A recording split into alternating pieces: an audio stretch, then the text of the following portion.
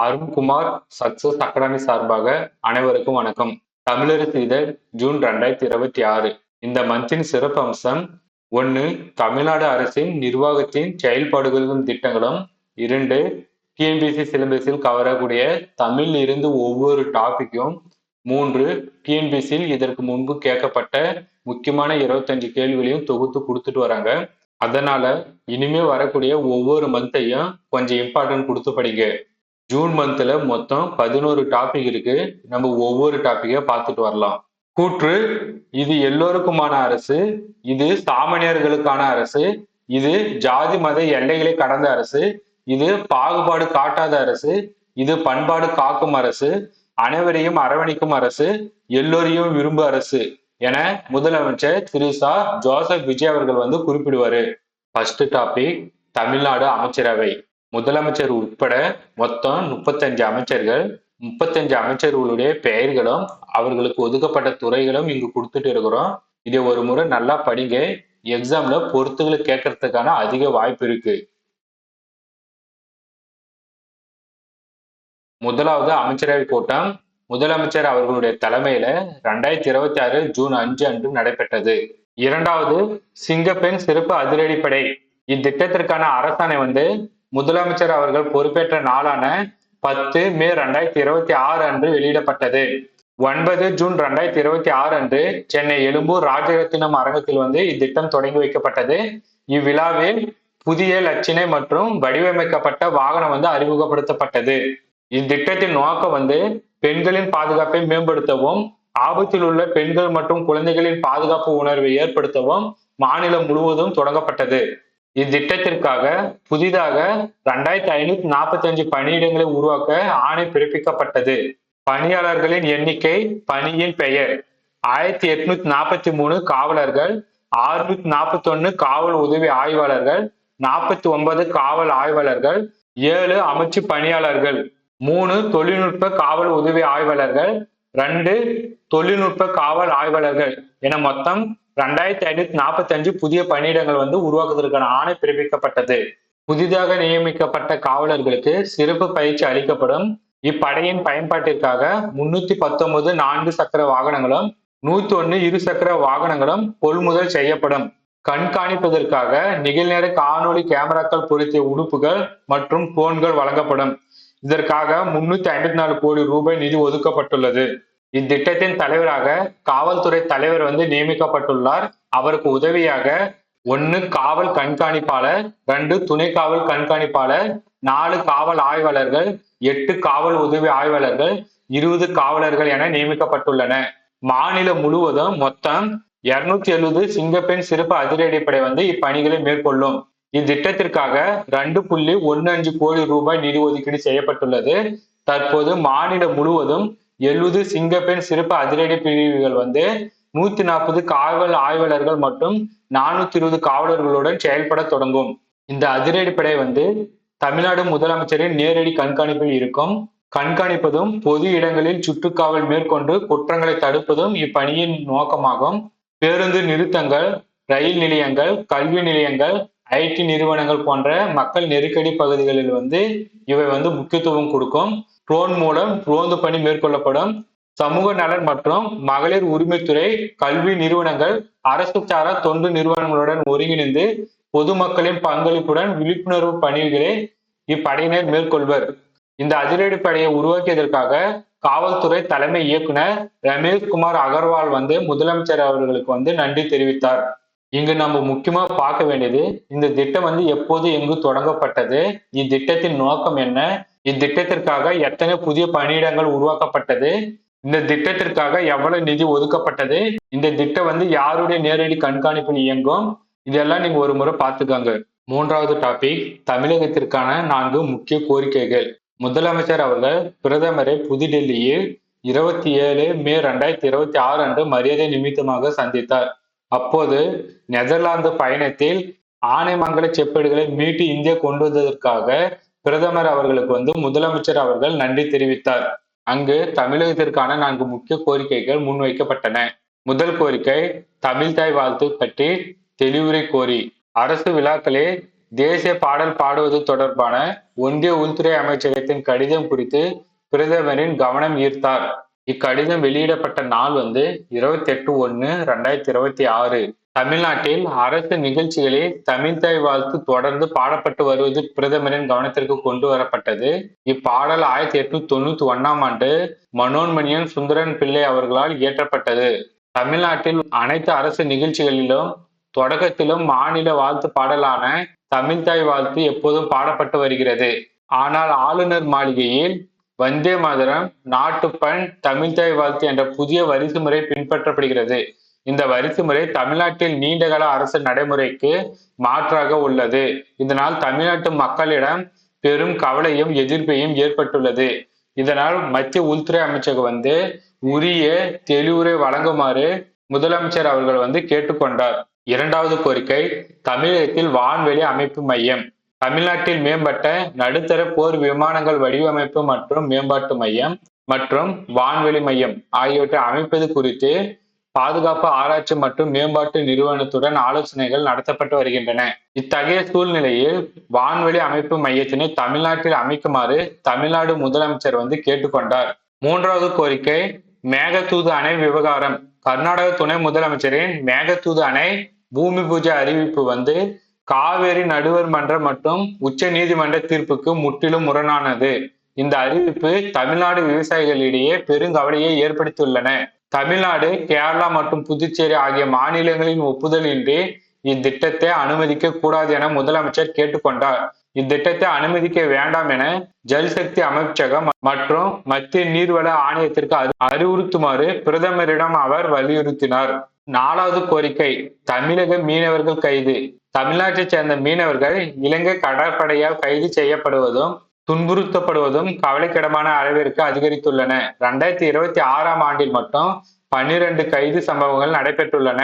தற்போது 58 மீனவர்கள் இலங்கையில் காவலில் உள்ளதோடு 266 படகுகளும் பறிமுதல் செய்யப்பட்டுள்ளன. எனவே மீனவர்களையும் அவர்களது படகுகளையும் உடனடியாக விடுவிக்க இலங்கை அரசை வலியுறுத்துமாறு இந்திய பிரதமரை தமிழ்நாட்டு முதலமைச்சர் கேட்டுக்கொண்டார். இங்கு நாம பார்க்க வேண்டியது பிரதமரிடம் முதலமைச்சர் அவர்கள் வைத்த தமிழகத்திற்கான 4 முக்கிய கோரிக்கைகள். 1. தமிழ்தாய் வாழ்த்து பற்றிய தெளிவுரை கோரி. 2. தமிழகத்தில் வான்வெளி அமைப்பு மையம். 3. மேகதூது அணை விவகாரம். 4. தமிழக மீனவர்கள் கைது. இந்த 4 முக்கிய கோரிக்கைகளையும் நீங்க ஒரு முறை பார்த்துக்காங்க. 4வது டாபிக், ஒசூர், கோயம்புத்தூர் மற்றும் மதுரையில் மெட்ரோ ரயில் திட்டங்கள். முதலமைச்சர் அவர்கள் நிதி அமைச்சர் நிர்மலா சீதாராமனை 27 மே 2026 அன்று புதுடெல்லியில் சந்தித்தார். அவர்களிடம் தமிழ்நாட்டின் துறைமுகங்கள், நெடுஞ்சாலைகள், ரயில்வே மற்றும் தொழில் வழித்தடங்களுக்கு முன்னுரிமை நிதி கோரப்பட்டது. நெக்ஸ்ட், தேசிய முக்கியத்துவம் வாய்ந்த கல்வி நிறுவனங்களை தமிழ்நாட்டில் நிறுவ கேட்டுக்கொண்டார். ஒசூர், கோயம்புத்தூர், மதுரை ஆகிய நகரங்களில் மெட்ரோ ரயில் திட்டங்களுக்கு நிதி ஒதுக்கீடு செய்ய கோரினார். முதலமைச்சர் அவர்கள் நிதி அமைச்சரிடம் கேட்கப்பட்ட இந்த 3 பாயிண்ட்ஸையும் நீங்க ஒரு முறை நல்லா பார்த்துக்கோங்க. 5வது டாபிக், மக்களே முக்கியம், மக்கள் நலன் மட்டுமே முக்கியம். சட்டமன்ற பேரவையின் மரபும் ஆட்சியும் மதிப்பும் காக்கப்பட வேண்டும். 12 மே 2026 அன்று சட்டமன்ற பேரவைத் தலைவர் திரு பிரபாகர் மற்றும் துணைத் தலைவர் திரு ரவிசங்கர் ஆகியோரை வாழ்த்து முதலமைச்சர் உரையாற்றினார். பேரவைத் தலைவரை அவை முன்னவரும் எதிர்க்கட்சி தலைவரும் கைகளை பிடித்து அழைத்து சென்று ஆசனத்தில் அமர வைத்தனர். இங்கு நான் சொல்ல வருவது, இங்கிலாந்து மன்னர் விரும்பியதே நாடாளுமன்றம் நிராகரித்த செய்தியை கூறும் சபாநாயகருக்கு மரண தண்டனை விதிக்கும் வழக்கம் அங்கு உள்ளது. இதனால் மரண பயத்தில் புதிய சபாநாயகர் அறிவித்தவுடன் ஓட்டம் பிடிக்க அங்கு முயல்வார்கள். இவ்வாறு ஓடும் சபாநாயகரை அவை முன்னரும் எதிர்க்கட்சி தலைவரும் இழுத்து அமர வைப்பது மரபாக மாறியுள்ளது. இவ்வாறு முதலமைச்சர் அவர்கள் அங்கு இதை சொல்லுவாரு. தற்காலிக பேரவைத் தலைவர் திரு மு.வி. கருப்பையா, முந்தைய பேரவைத் தலைவர்களாக சிவ சண்முகம் பிள்ளை, கிருஷ்ணராவ், செல்ல பாண்டியன் அவர்களுடைய வரிசையில் ஒருவரே நாம் முன்மொழிந்துள்ளோம் என்பதை பெருமையாக முதலமைச்சர் அவர்கள் குறிப்பிடுவாரு. மக்களே மக்களுக்காக, மக்களை நடத்தும் ஆட்சி மக்களாட்சி என்று ஆபரங்கால் லிங்கம் குறிப்பிட்ட கூற்றை முதலமைச்சர் அவர்கள் கூறுவாரு. ஒரு திருக்குறள் சொல்லுவாரு, குணம் நாடி குற்றமும் நாடி அவற்றுள் மிகை நாடி மிக்க கொளல். ஒருவனது குணத்தையும் குற்றையும் ஆராய்ந்து அவை இரண்டிலுள் மிகுதியானவற்றை தெரிந்து அதற்கு தகுந்தபடியே அவனை கொள்ள வேண்டும் என முதலமைச்சர் அவர்கள் ஆற்றிய உரையில் கொடுக்கப்பட்ட திருக்குறள். அதற்கு அடுத்த நாள் 13 மே 2026 அன்று தமிழ்நாடு சட்டமன்ற பேரவையில் நன்றி தெரிவித்து ஆற்றிய உரை. மாண்புமிகு பேரவைத் தலைவர் அவர்களே, 1967 மற்றும் 1977 ஆகிய ஆண்டுகள் தமிழ்நாட்டின் அரசியலில் மாபெரும் ஆட்சி மாற்றங்கள் ஏற்பட்டவை. அதே போல 2026 மாற்றம் அடைந்துள்ளது. கட்சி ஆரம்பித்த 3 ஆண்டுக்குள் 34.92% 1,72,26,208 வாக்குகளை மக்கள் தந்துள்ளன.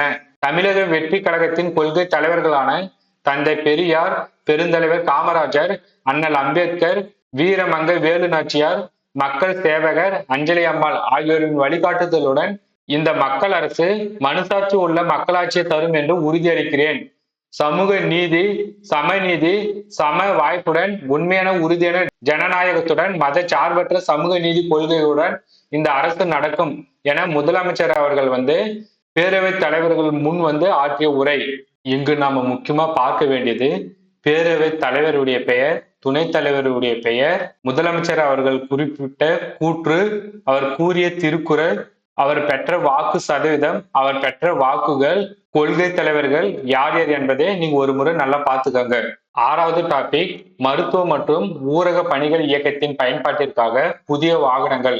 முதலமைச்சர் அவர்கள் 20 மே 2026 அன்று 2.90 கோடி மதிப்பில் 40 புதிய வாகனங்களை தொடங்கி வைத்தார்.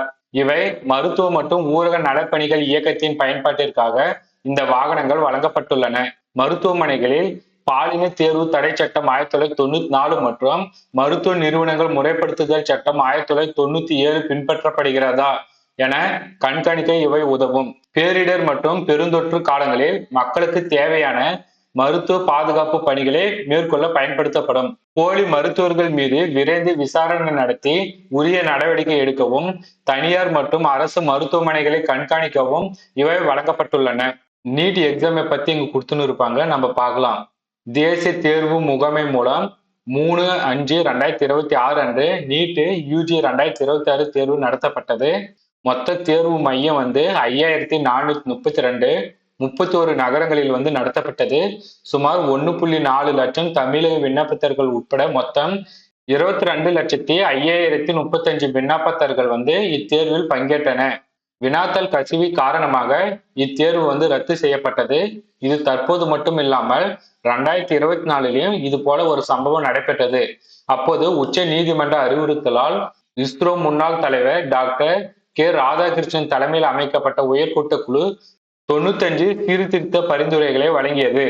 இச்சீர்திருத்தங்களை மீறி 2 ஆண்டுகளில் அப்போது நடந்ததை போல தற்போதும் வினாத்தல் கசிவு கசிந்துள்ளதால் தேர்வு ரத்தாகியுள்ளது.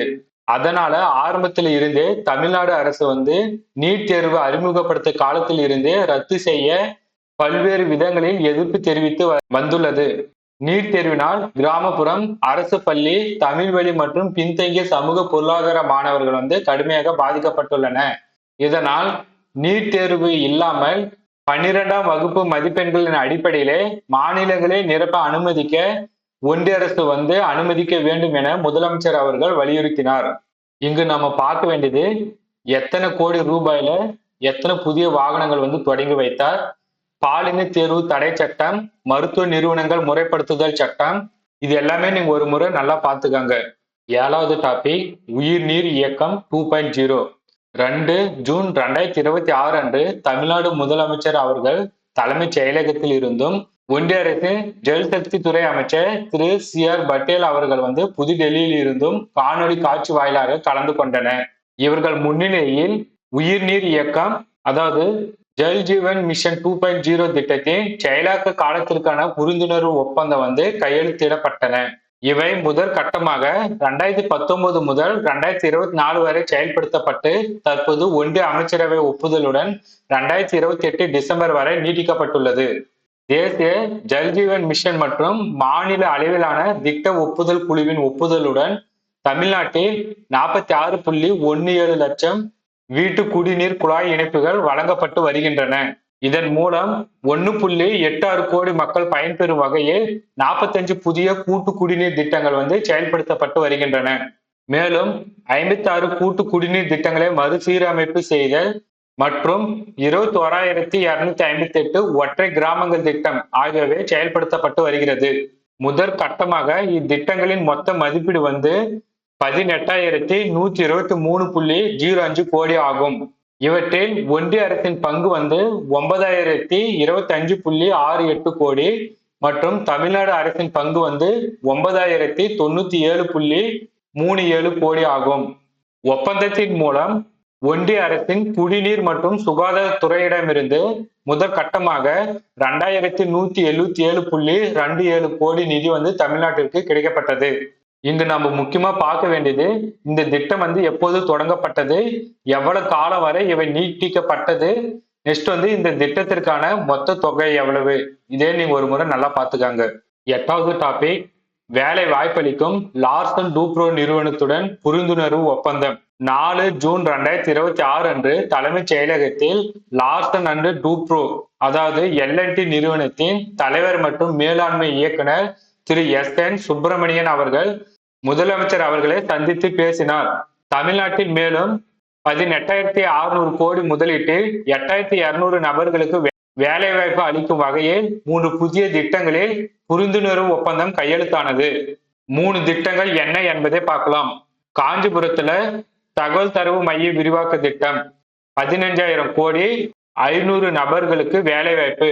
2வது கோயம்புத்தூர் மின்னணு பொருட்கள் மற்றும் மின்னணு அமைப்புகள் உற்பத்தி திட்டம் 2,500 கோடி 2000 நபர்களுக்கு வேலைவாய்ப்பு. திருவள்ளூர் காட்டுப்பள்ளி L&T கப்பல் கட்டுந்தளம் விரிவாக்க திட்டம் 1,100 கோடி வேலைவாய்ப்பு 5,700 நபர்களுக்கு. மொத்த முதலீடு 18,600 கோடி, வேலைவாய்ப்பு நபர்கள் 8,200.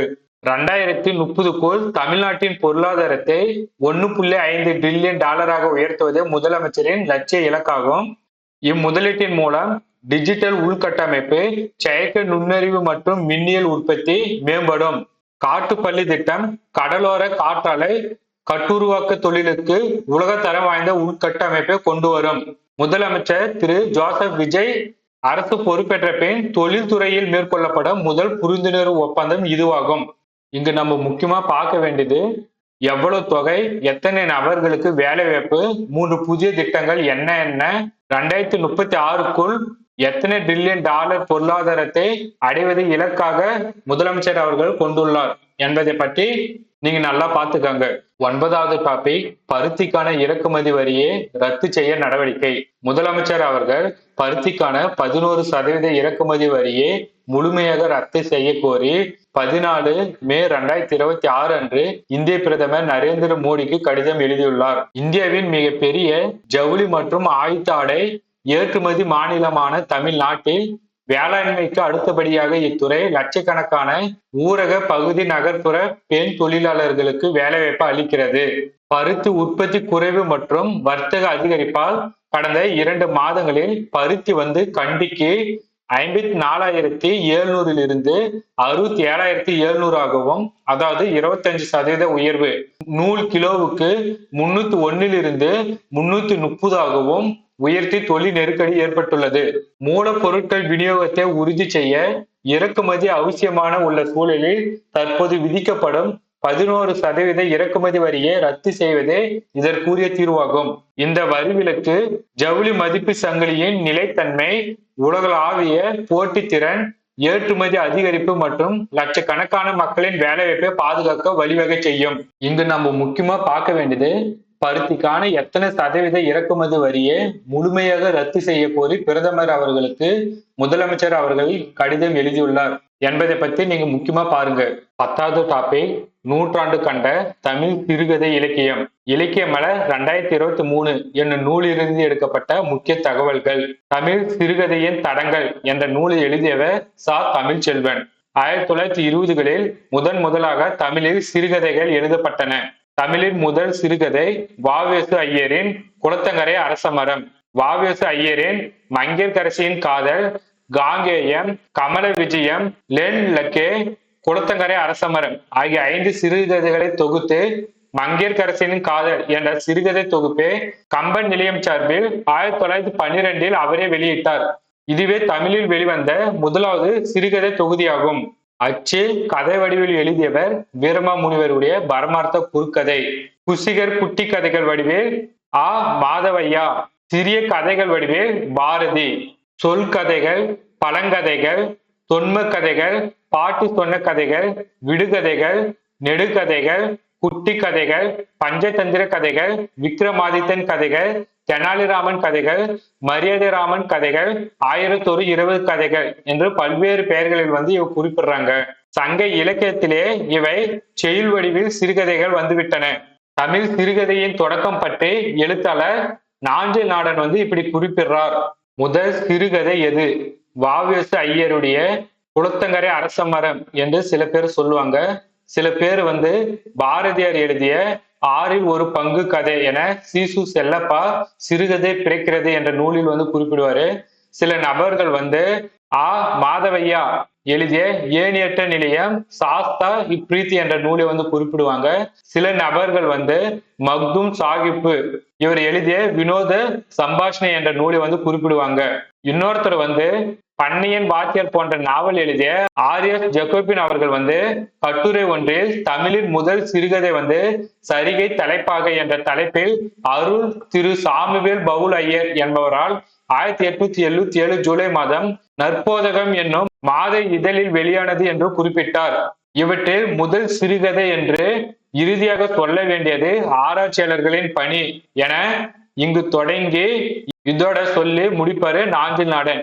அதாவது இங்க அவர் என்ன சொல்ல வர்றாருன்னா, முதல் சிறுகதை எது என்ற கருத்து வேறுபாட்டுல இறுதியாக சொல்ல வேண்டியது ஆராய்ச்சியாளர்களுடைய பணிதான் அப்படின்னு சொல்லி இந்த கூற்றை முடிப்பாரு. சிறுகதை என்பது ஒரே அமர்வில் வாசித்து முடிப்பதாக இருக்க வேண்டும். உட்கார்ந்தா படிச்சு முடிச்சுதான் எழுந்திருக்கணும். முதல் வரியிலே கதை ஆரம்பமாகி விடணும். ஒரு பொருள் பற்றியதாகவோ ஒரு மனநிலை பற்றியதாகவோ ஒருமை கொண்டதாகவோ அமைய வேண்டும் என அமெரிக்க சிறுகதைகளின் முன்னோடியான எட்கர் ஆலன் போ குறிப்பிடுவாரு.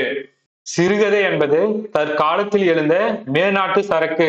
சிறுகதை என்றால் சிறிய கதை கொஞ்சம் பக்கங்களில் முடிந்து விடுவது என்பதல்ல. அது ஒரு சிறு சம்பவம், ஒரு மனோநிலை என ஒரு பொருள் பற்றி எழுதுவது. சிறுகதை என்பது வாழ்க்கையின் சாளரங்கள் என புதுமைப்பித்தன் குறிப்பிடுவாரு. 1930-40 காலகட்டத்தில் தமிழ் இலக்கிய சூழலில் எது இலக்கியம், எது கதை, எது கலை, எது பிரச்சாரம் விவாதங்களில் பங்கேற்றவர் புதுமைப்பித்தன். புதுமைப்பித்தன் குறிப்பிட்டுள்ளதாக ஆய்வாளர் ராஜ் கௌதமன் ஒரு கடிதத்தில் எழுதுகிறார். அவனுடைய ஆத்ம திருப்திக்காக எழுதி கொள்வதை விட விவேகமான காரியம் வேறு எதுவும் கிடையாது. கலை தர்ம சாஸ்திர கற்பிக்க வரவில்லை. 10 தலை ராவணனும் 6 தலை சுப்பிரமணியனும் உடற்கூறு நூலுக்கு புறம்பான அபத்தமாக இருக்கலாம், ஆனால் ஒரு கொள்கையே லட்சியத்தை உணர்த்தக்கூடியது என்று ராஜ் கௌதமன் புதுமைப்பித்தனை பற்றி ஒரு கடிதத்தில் எழுதுகிறார். புதுமைப்பித்தன் சிறுகதைகள் விநாயக சதுர்த்தி, தியாகமூர்த்தி. 1925 மும்மூர்த்திகள் 1 பாரதி, 2 வ.உ.சி. ஐயர், 3வது ஆ மாதவையா. 1940 மும்மூர்த்திகள் புதுமைப்பித்தன், கூப்பா ராஜகோபாலன், மௌனி. இவர்தான் புதுமைப்பித்தன், இவர்தான் கூப்பா ராஜகோபாலன், இவர்தான் மௌனி. முதலாம் கட்டமாக மணிக்கொடி இதழை ஸ்டாலின், சீனிவாசன், சொக்கலிங்கம், வ. ராமசாமி ஆகிய மூவரும் சேர்ந்து நடத்தினர். அதாவது 1933 செப்டம்பர் தொடங்கி 1935 ஜனவரி வரை. இரண்டாம் கட்டமாக மணிக்கொடி இதழை பி.எஸ். ராமையா ஆசிரியராகவும் கி. ராமச்சந்திரன் துணை ஆசிரியராகவும் இருந்து 1935 மார்ச் முதல் 1938 ஜனவரி வரை நடத்தினர். மணிக்கொடியில் வெளிவந்தவர்களின் படைப்புகள்: புதுமைப்பித்தன், நா. பிச்சமூர்த்தி, கூப்பா ராஜகோபாலன், பி.எஸ். ராமையா, நா. சிதம்பர சுப்பிரமணியன், சிட்டி, சீசு செல்லப்பா, தி. ஜானகிராமன், கானா சுப்பிரமணியம், லாசா Ramamirtham, Mouni, R. Shanmuga Sundaram, M. V. Venkatram. மணிக்கொடியில் கவிதை எழுதியவர் பாவேந்தர் பாரதிதாசன். மணிக்கொடியில் சிறுகதையை வளர்த்தவர்கள் நா. பிச்சமூர்த்தி, மௌனி, கூப்பா ரா. சிதம்பர சுப்பிரமணியன், கரிச்சன் குஞ்சு, எம். வி. வெங்கட்ராம். சிறுகதையின் திருமூலர் மௌனி என்று அழைத்தவர் புதுமை பித்தன்.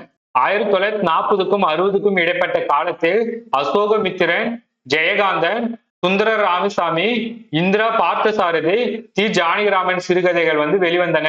ஜெயகாந்தனுடைய அக்னி பிரவேசம் என்ற சிறுகதை ஆனந்த விகடனில் வெளிவந்தது. 1965 முதல் 1972 வரை தாமரை இலக்கிய மாத இதழ் ஆசிரியர் தி க சிவசங்கரன். தாமரை இதழில் எழுதியவர்கள் பிரபஞ்சன், ப ஜெயபிரகாசன், பூமணி, வண்ணதாசன், ஆ மாதவன். ரகுநாதன் நடத்திய இலக்கிய இதழ் சாந்தி. ரகுநாதனின் இதழ் மூலமாகவே எழுத்தாளர் சுந்தர ராமசாமி அறிமுகமானார். வா விஜயபாஸ்கரனுடைய இலக்கிய இதழ் சரஸ்வதி. ஜெயகாந்தனின் பரபரப்பான பல கதைகள் சரஸ்வதியில் வெளியாகின. எழுதுகளில் எழுத துவங்கியவர் அம்பை.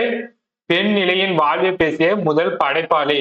80களில் முக்கியமான இரு இதழ்கள் பார்த்த சாரதியின் தீபம் என்ற இதழ், கஸ்தூரி ரங்கனின் கனியாளி என்ற இதழ். 30களில் சிறுகதை போட்டி நடத்தி சிறுகதை வடிவத்தை பரவலாக்கிய பெருமை ஆனந்த விகடனுக்கு உண்டு. 90களில் அதற்கு பிறகும் தமிழில் சிறுகதைகள் எழுதி வளம் சேர்த்து வருபவர்கள் எஸ் ராமகிருஷ்ணன், ஜெயமோகன், கோனோங்கி, சாரு நிவேதா. நெக்ஸ்ட் சில இதழ்களுடைய ஆசிரியர்கள் கொடுத்துன்னு இருப்பாங்க. கவிஞர் சமயவேல் நடத்திய இதழ் தமிழ்வெளி. தாமு எகையட் அறம் கிளை நடத்திய இதழ் சிறுகதை. பாலை நிலவன் தனிமை வெளி என்ற இதழை நடத்தின்னு இருப்பாரு. இந்த பேரு கொஞ்சம் டிஃபரன்ஸா இருக்கும், இதை கொஞ்சம் பார்த்துக்கங்க. இங்க நம்ம முக்கியமா பார்க்க வேண்டியது எந்த சிறுகதை, அந்த சிறுகதையின் ஆசிரியர் யாரு, எந்த இதழ், அந்த இதழை நடத்தியவர்கள் யாரு, முதல் சிறுகதை எது, முதல் சிறுகதை தொகுதி எது, இந்த கூற்றை யாரு சொன்னாங்க என்பதையும், 1925 தோன்றிய மும்மூர்த்திகள் யாரு, 1940 தோன்றிய மும்மூர்த்திகள் யாரு, மணிக்கொடியில் எழுதியவர்கள் யார் யார் என்பதையும், தமிழ் சிறுகதையின் திருமூலர் மௌனி என்று அழைத்தவர் யார் என்பதையும், எந்தெந்த காலகட்டத்தில் யார் யார் தோன்றினார்கள் என்பதை பற்றியும் ஒரு முறை நீங்க நல்லா பார்த்துக்காங்க. இதுல இருந்து முக்கியமா கொஸ்டின் கேட்பாங்க. 11வது டாபிக், தமிழை பிழையின்றி எழுதுவோம். தமிழ் இலக்கணம். தமிழ் இணைய கல்விக் கழகம் என்னும் நூலில் இருந்து எடுக்கப்பட்ட தகவல்கள். இதுல மொத்தம் 12 டாபிக் கொடுத்துட்டு இருக்கிறாங்க. ஃபர்ஸ்ட் டாபிக், எழுத்துக்களின் வகை தொகை.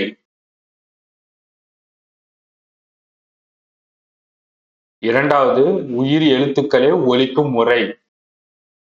மூன்றாவது, மெய் எழுத்துக்களை ஒலிக்கும் முறை. நாலாவது டாபிக், ஒலி மாற்றம். ஐந்தாவது டாபிக், உருவ வேறுபாடு. ஆறாவது டாபிக், சுட்டெழுத்துக்கள். ஏழாவது டாபிக், வினா எழுத்துக்கள். எட்டாவது டாபிக், மயங்கொலி எழுத்துக்கள்.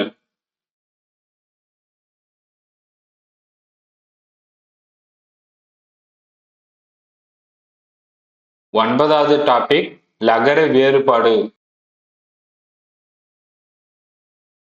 10வது டாபிக், ரகர வேறுபாடு.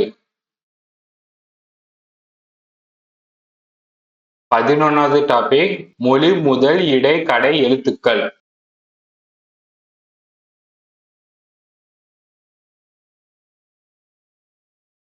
12வது டாபிக், மெய் மயக்கம்.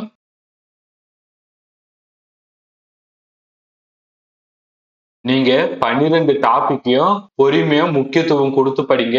ஏன்னா தமிழ்ல ஒவ்வொரு மார்க்கும் முக்கியம். கூடுதல் தகவல்கள். இங்க ஒரு 10 டாபிக் பக்கம் இருக்கும். குட்டி குட்டியா தான் இருக்கும். நம்ம ஒவ்வொன்றா பார்த்துட்டு வரலாம். அரசு அலுவலர்கள் மற்றும் ஆசிரியர்களுக்கு அகவிலைப்படி 60% உயர்வு.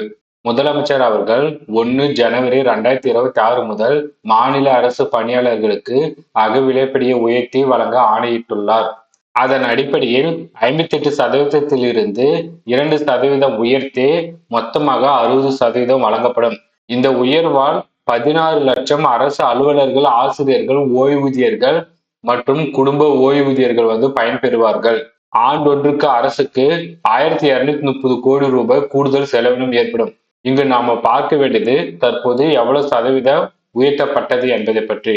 அரசு வேலை வாய்ப்புகளில் 69% இட ஒதுக்கீடை பாதுகாத்திட உரிய நடவடிக்கைகள். முதலமைச்சர் தலைமையில் 69% இட ஒதுக்கீட்டுக்கு எதிரான உச்ச நீதிமன்ற வழக்குகள் குறித்து ஆய்வுக் கூட்டம் நடைபெற்றது. தமிழ்நாட்டின் 69% இட ஒதுக்கீட்டை பாதுகாக்கும் தமிழ்நாடு சட்டம் 45/1994க்கு எதிரான வழக்குகள் 27 மே 2026 அன்று விசாரணைக்கு வருகின்றன. நடைமுறையில் உள்ள 69% இட ஒதுக்கீட்டை பாதுகாக்கும் நோக்கில் உச்ச நீதிமன்றத்தில் உரிய சட்ட நடவடிக்கைகளை துரிதமாக மேற்கொள்ள முதலமைச்சர் வலியுறுத்தியுள்ளார். தமிழ்நாட்டில் அரசு வேலைவாய்ப்புகளில் மொத்த இடஒதுக்கீடு 69%. தென்மேற்கு பருவமழையை எதிர்கொள்ள மேற்கொண்டுள்ள முன்னெச்சரிக்கை நடவடிக்கைகள். முதலமைச்சர் அவர்கள் 5 ஜூன் 2026 அன்று தமிழ்நாடு பேரிடர் மேலாண்மை ஆணைய கூட்டத்தில் அறிவுறுத்தல். தென்மேற்கு பருவமழை இயல்பை விட குறைவாக பெய்ய 80% வாய்ப்புள்ளதாக இந்திய வானிலை ஆய்வு மையம் முன்னிறுத்தியுள்ளது. இதனை எதிர்கொள்ள முன்னெச்சரிக்கை நடவடிக்கைகள் குறித்து துறை செயலாளர்களும் மாவட்ட ஆட்சியர்களும் முதலமைச்சருடன் எடுத்து உரைத்தனர். 2026 ஆண்டு காரி பருவத்திற்கு தேவையான உரங்கள் தங்கு தடையின்றி வழங்கிட வேண்டும். முதலமைச்சர் அவர்கள் 2026 காரி பருவத்திற்கு தேவையான யூரியா, DAP உரங்களை தடையின்றி வழங்க கோரி பிரதமர் மோடிக்கு 19 மே 2026 அன்று கடிதம் எழுதியுள்ளார். தமிழ்நாட்டில் 40% அதிகமான மக்கள் வேளாண்மையை வாழ்வாதாரமாக கொண்டுள்ளன. 48.27 லட்சம் ஹெக்டேரில் நிகர சாகுபடியும் 62.2 லட்சம் ஹெக்டேரில் மொத்த சாகுபடியும் மேற்கொள்ளப்படுகின்றன. தமிழகத்தில் மொத்த விவசாயிகள் சுமார் 92% பேர் சிறு குறு விவசாயிகள் ஆவர். இந்தியாவின் மொத்த நீர் வளங்களில் 3% மட்டுமே தமிழ்நாட்டில் உள்ளது. முதலமைச்சரின் துறை வாரியான ஆய்வின்படி 2026 ஏப்ரல் மே மாதங்களில் உர தேவையே 39,001 மெட்ரிக் டன் யூரியா வழங்கப்படவில்லை. அதே காலகட்டத்தில் 28,607 மெட்ரிக் டன் DAP மற்றும் 24,235 மெட்ரிக் டன் பொட்டாஷ் உரங்களும் உற்பத்தியாளர்களால் தமிழ்நாட்டிற்கு வழங்கப்படவில்லை. நெல், உளுந்து, பச்சை பயிறு, நிலக்கடலை மற்றும் தோட்டக்கலை பயிர்களின் சாகுபடி பணிகள் மாநிலம் முழுவதும் நடைபெற்று வருகின்றன. கருத்து கணிப்பின்படி மே மாதம் 3ஆம் வாரத்தில் தென்மேற்கு பருவமழை துவங்கும் என்பதாலும் பரவலாக மழை பெய்து வருவதாலும் காரிஃப் பருவத்தில் அதிக பரப்பில் சாகுபடி செய்ய விவசாயிகள் ஆர்வமாக உள்ளனர்.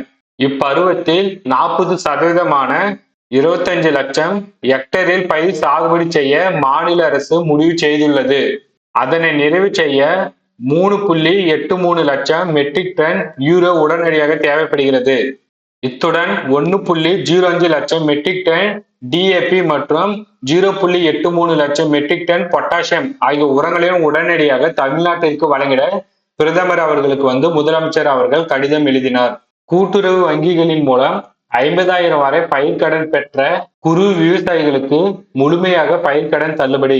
முதலமைச்சர் தலைமையில் 25 மே 2026 அன்று தலைமைச் செயலகத்தில் விவசாயிகளுக்கான பயிர்க்கடன் தள்ளுபடி தொடர்பாக வேளாண்மை உழவர் நலத்துறை அமைச்சர் வினோத், கூட்டுறவுத்துறை அமைச்சர் காந்திராஜ், நிதி திட்ட மற்றும் வளர்ச்சித்துறை அமைச்சர் மரிய வில்சன் மற்றும் துறை அலுவலர்களுடன் ஆய்வு செய்யப்பட்டது. இந்திய ரிசர்வ் வங்கியின் 28 நவம்பர் 2025 தேதியிட்ட மாதிரி செயல்பாட்டு வழிகாட்டுதலின்படி இது நடக்கிறது. தள்ளுபடிக்கான முழு தொகையும் அரசு 45 முதல் 60 நாட்களுக்குள் செலுத்த வேண்டும். தற்போதைய நிதி ஆதாரங்களின் இக்கட்டான சூழ்நிலையிலும் முதலமைச்சர் இதற்கு உத்தரவிட்டுள்ளார். 1 மே 2025 முதல் 28 பிப்ரவரி 2026 வரை கூட்டுறவு வங்கிகளில் விவசாயிகள் பெற்ற பயிர்க்கடன் தள்ளுபடி செய்யப்படுகிறது. கூட்டுறவு வங்கிகள் மூலம் பயிர்க்கடன் பெற்ற இதர விவசாயிகளுக்கு தலா 5,000 ரூபாய் பயிர்க்கடன் தள்ளுபடி செய்யப்படுகிறது. இத்திட்டத்தின் கீழ் 14,22,555 விவசாயிகள் பயனடைவார்கள். ரூபாய் 2,044.46 கோடி கூடுதல் செலவினம் ஏற்படும். கடன் தொகை 50,000 வரை பெற்றிருந்தால் குறு விவசாயிகளுக்கான தள்ளுபடி கடன் முழு தொகையும் தள்ளுபடி செய்யப்படும். கடன் தொகை ரூபாயில 50,000 வரை, சிறு விவசாயிகளுக்கான தள்ளுபடி ரூபாயில் கடன் தொகையில் 50% தள்ளுபடி செய்யப்படும். இந்த டேபிள்களுமே நீங்களே ஒரு முறை பாருங்க, உங்களுக்கே புரியும். இங்கு குறு விவசாயிகளுக்கு எவ்வளவு ரூபாய் தள்ளுபடி செய்யப்படுகிறார்கள் என்பதை ஒரு முறை நீங்க பார்த்துக்கோங்க. காவிரி ஆற்றின் குறுக்கே மேகதாது அணை கட்டுவது தொடர்பாக உச்ச நீதிமன்றம் வழங்கிய தீர்ப்பை கர்நாடக அரசு எவ்வகையிலும் மீறக்கூடாது. முதலமைச்சர் அவர்கள் 26 மே 2026 அன்று பிரதமர் மோடி அவர்களுக்கு எழுதியுள்ள கடிதம். மேகதாது அணை பிரச்சனைகளை பற்றி முதலமைச்சர் அவர்கள் பிரதமர் மோடி அவர்களுக்கு எழுதிய கடிதத்தை பத்தி இங்கு கொடுத்துன்னு இருப்பாங்க. நீங்க இதை ஒரு முறை பார்த்துக்கங்க.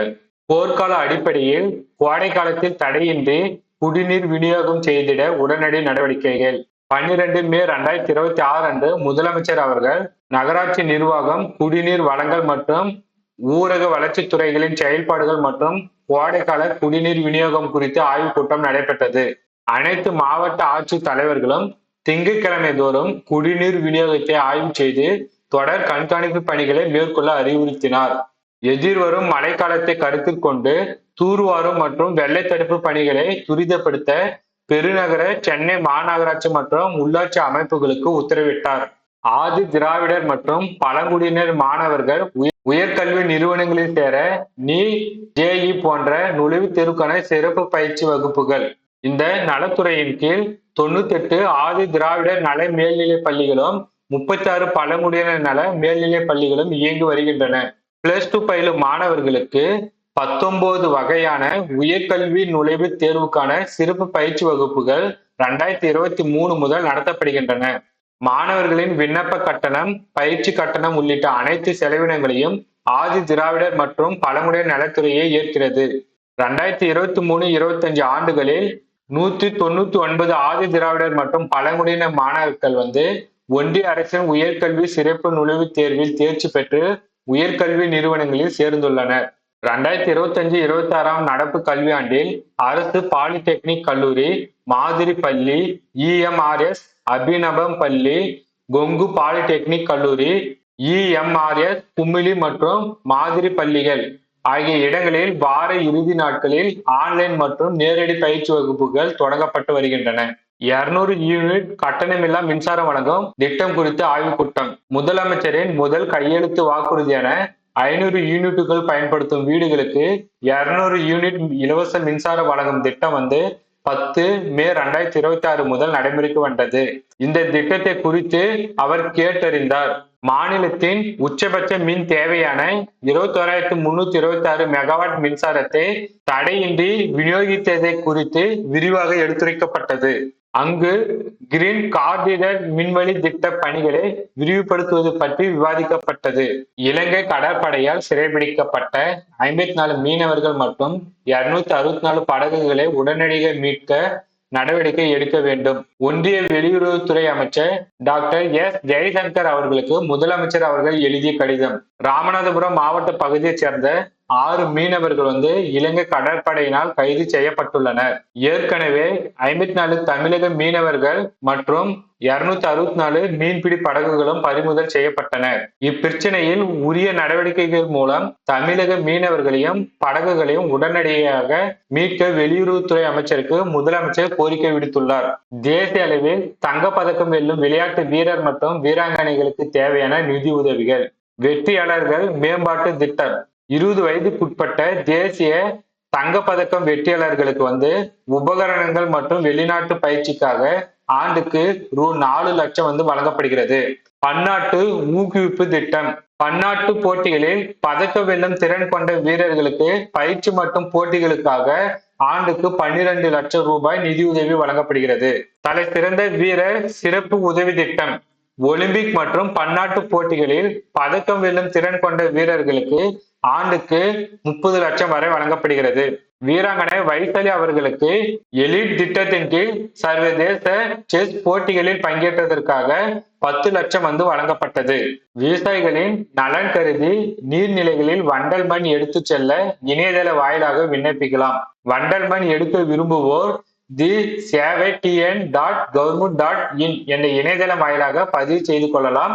பதிவு செய்த 10 நாட்களுக்குள் தொடர்புடைய வட்டாட்சியர்களால் இதற்கான அனுமதி வழங்கப்படும். இதற்கான பட்டியல் மாவட்ட அரசிதழில் வெளியிட மாவட்ட ஆட்சியர்களுக்கு வலியுறுத்தப்பட்டுள்ளது. கல் குவாரிகளில் மேற்கொள்ளப்பட்டு வரும் தொடர் நடவடிக்கைகள். அனுமதியின்றி செயல்பட்டு வரும் கல் குவாரிகளை உடனடியாக மூட கோரி முதலமைச்சர் அவர்கள் உத்தரவிட்டு இருப்பாரு. அதை பத்தி இங்க கொடுத்துன்னு இருப்பாங்க. நீங்க இதை ஒரு முறை பார்த்துக்கங்க. ஜப்பான் அறிவியல் மற்றும் தொழில்நுட்ப நிறுவனம் சார்பில் செயல்படுத்தப்படும் சகுரா சயின்ஸ் உயர்நிலைப் பள்ளி பரிமாற்ற திட்டம் 2026.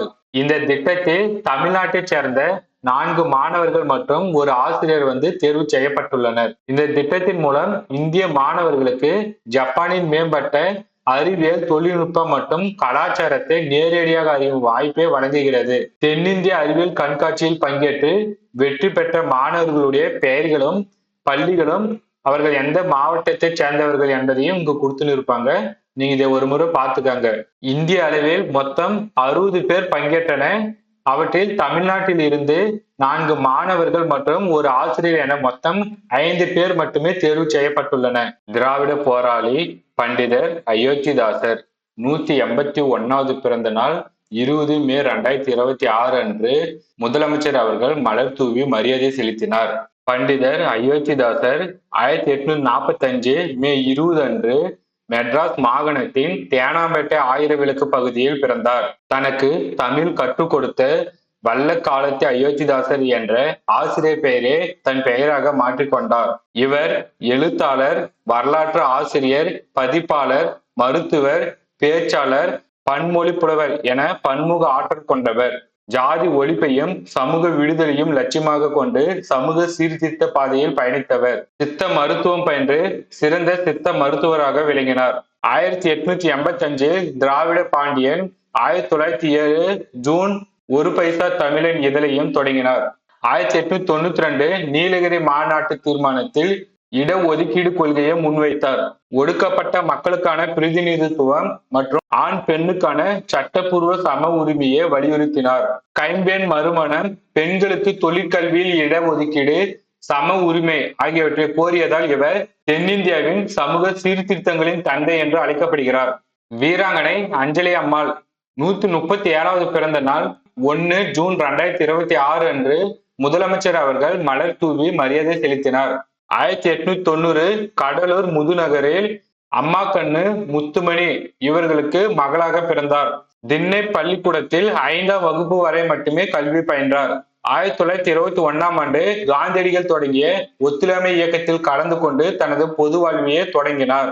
நீல் சிலை அகற்றம், சட்ட மறுப்பு மறியல், தனிநபர் சத்தியாகிரகம், அந்நிய துணி புறக்கணிப்பு மற்றும் நெசவாளர் போராட்டம் போன்றவற்றில் கலந்து கொண்டு 6 ஆண்டுகளுக்கு மேலாக சிறை தண்டனை அனுபவித்தார். கருவுற்ற நிலையில் வேலூர் சிலையில் இருந்து இவரை மகப்பேறுக்கு ஆங்கில அரசு பரோலில் வெளியில் அனுப்பியது. குழந்தை பெற்ற பின்னர் மீண்டும் சிறையில் அடைத்தது. நீல் சிலையை அகற்றும் போராட்டத்தில் தனது மகள் லீலாவதியை ஈடுபடுத்தியதால் அவருக்கும் 4 ஆண்டுகள் சிறை தண்டனை விதிக்கப்பட்டன. தந்தை பெரியார் சென்னை மாகாண காங்கிரஸ் தலைவராக இருந்தபோது அஞ்சலி அம்மாள் கடலூர் வீதிகளில் கதர் துணி மூட்டைகளை தலையில் சுமந்து சென்று விற்பனை செய்தார். ஆங்கில அரசு தடை விதித்திருந்த நிலையிலும் அஞ்சலி அம்மாள் பரது அணிந்து சென்று கடலூருக்கு வந்த காந்தியடிகளை சந்தித்து அழைத்து சென்றார். இந்த துணிச்சலான செயலை பாராட்டி மகாத்மா காந்தியடிகள் இவரை தென்னாட்டின் ஜான்சி ராணி என்று அழைத்தார். 1937 மற்றும் 1946 ஆகிய ஆண்டுகளில் கடலூர் தொகுதியில் இருந்து 2 முறை சென்னை மாகாண சட்டமன்ற உறுப்பினராக தேர்ந்தெடுக்கப்பட்டார். இவரை பற்றி முக்கியமா பார்த்துக்காங்க, எக்ஸாம்ல கண்டிப்பா கேட்பாங்க. கண்ணியமிக்க காயிதே மில்லத் பிறந்த நாள் 137வது பிறந்த நாள் 5 ஜூன் 2026 அன்று முதலமைச்சர் அவர்கள் இவருடைய பிறந்த நாளை முன்னிட்டு மலர் தூவி மரியாதை செலுத்தினார். நாடாளுமன்றத்தில் 13 டிசம்பர் 1967 அன்று காயிதே மில்லத் அவர்கள் ஆற்றிய உரை. நாடாளுமன்றத்தில் தமிழுடைய முக்கியத்துவத்தை குறித்து பேசினிருப்பாரு. இதை ஒரு முறை ரீட் பண்ணிக்காங்க. ஜூன் 24 கவியரசு கண்ணதாசன் பிறந்த நாள். ஜூன் 26 சிலம்பு செல்வர் மாப்போ சிவஞானம் அவர்கள் பிறந்த நாள். உலக தமிழாராய்ச்சி நிறுவனம் வெளியிட்ட மாப்போசியின் தமிழ் உணர்வு என்னும் நூலில் இருந்து எடுக்கப்பட்ட தகவல்கள். 1798 முதல் 1801 வரை பாஞ்சால குறிஞ்சியாருக்கும் கிழக்கிந்திய கம்பெனி வெள்ளையருக்கும் இடையே கடுமையான போர் நடைபெற்றது. இந்த போரே மாப்போசி அவர்கள் முதல் விடுதலை போர் என்று குறிப்பிட்டு இருப்பாரு. அதை பத்தி இங்க கொடுத்துன்னு இருப்பாங்க. நீங்க ஒரு முறை ரீட் பண்ணிக்காங்க. ஜூன் 5 உலக சுற்றுச்சூழல் நாள். உலக சுற்றுச்சூழல் நாளை முன்னிட்டு முதலமைச்சர் அவர்களின் சமூக வலைதள பதிவு. இயற்கை வளங்களையும் சுற்றுச்சூழலையும் பாதுகாத்திட உறுதியேற்போம். இயற்கையை காப்போம், நம் எதிர்காலத்தை வளமாக்குவோம். சமுதாயத்தில் மனித நேயமும் மத நல்லிணக்கமும் மேலும் தலை தொங்கிட வேண்டும் என முதலமைச்சர் அவர்கள் பக்ரீத் திருநாளை முன்னிட்டு வாழ்த்து செய்தி தெரிவித்தார். பெண்கள் மற்றும் குழந்தைகள் பாதுகாப்பினை உறுதி செய்திடும் அரசின் நடவடிக்கைகளுக்கு உற்ற துணையாக வழங்கப்பட்டுள்ள தீர்ப்புக்காக தூத்துக்குடி விழாக்குளத்தில் 12ஆம் வகுப்பு மாணவியை கொலை செய்ததற்காக 71 சாட்சிகளிடம் விசாரணை நடத்தப்பட்டு 3 மாதத்துக்குள் தீர்ப்பு வழங்கப்பட்டது வரவேற்கத்தக்கது என முதலமைச்சர் அவர்கள் நன்றி தெரிவித்தார். அம்மா உணவகங்களை புதுப்பித்து சீரமைக்க ஆணை. சென்னை மாநகராட்சியில் 383 உணவகங்களும் மற்ற மாநகராட்சிகள் மற்றும் நகராட்சிகளில் 237 அம்மா உணவகங்களும் செயல்பட்டு வருகின்றன. சுவையான தரமான உணவு தங்கு தடையின்றி பொதுமக்களுக்கு வழங்க வேண்டும் என்று உத்தரவிட்டுள்ளார். இந்த மறுசீரமைப்பு மற்றும் பொருட்கள் கொள்முதலுக்கான செலவினங்களை மாநகராட்சிகள் நகராட்சிகளின் பொது நிதியிலிருந்து மேற்கொள்ள ஆணையிடப்பட்டுள்ளது. ஜூன் 21 சர்வதேச யோகா தினம். தந்த தெளித்தினா பல், மூல தெளித்தினா மலர் துவாரம், கபால அந்த தெளித்தினா மூளை. நெற்றி மசாஜ் செய்யும் போது ரத்த கொதிப்பு வராது. கைவிரல் மசாஜ், மூக்கு மசாஜ், கண் சுத்திகரிப்பு. இரத்த குறை அழுத்தம் போக்க கடைபிடிக்க வேண்டியவை. இரத்த அழுத்தத்திற்கு இயற்கை மருத்துவம் என்னும் நூலில் இருந்து எடுக்கப்பட்ட தகவல்கள். கன்ஸ்டிடியூஷனல் ஹைப்போடென்ஷன் என்று ஆங்கிலத்தில் இவை குறிப்பிடப்படுகிறது. இரத்த மிகு அழுத்தத்தை போன்று பக்கவாதம், காக்காய் வலிப்பு, இதய துடிப்பு நிற்றல் போன்ற அறிகுறிகள் இரத்த குறை அழுத்த நிலையில் ஏற்படுவதில்லை.